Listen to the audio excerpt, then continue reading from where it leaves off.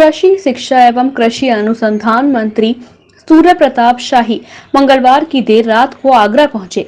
आगरा के circuit house में रात्रि विश्राम के बाद बुधवार की सुबह पार्टी के प्रमुख कार्यकर्ताओं के साथ बैठक की। इस दौरान 2022 में होने वाले विधानसभा चुनावों को लेकर चर्चा की गई।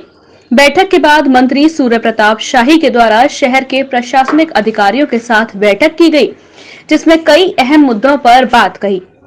एक चीज तो मैं आपको स्पष्ट कर दूं कि डीएपी हिंदुस्तान में नहीं बनती है, इंपोर्ट होकर के आती है।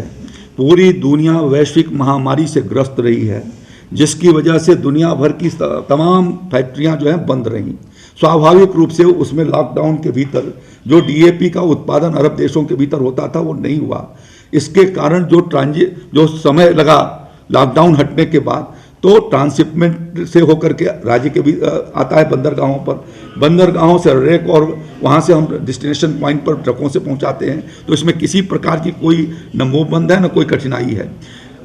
तो एक इमरजेंसी आइए माननीय मंत्री जी, आइए धन्यवाद। इमरजेंसी वैश्विक महामारी की वजह से जो लॉकडाउन रहे और फैक्ट्रियाँ जो विदेशों के भीतर बंद रही, उसके कारण कुछ कठिनाइयाँ आई हैं, लेकिन किसी भी तरीके से परेशान होने की जरूरत नहीं है, क्योंकि मैंने आपको अभी बताया कि राज्य के भीतर हमारे पास 2,88,000 मीट्रिक टन कल शाम तक जो है डीएपी हमारे पास उपलब्ध रही है।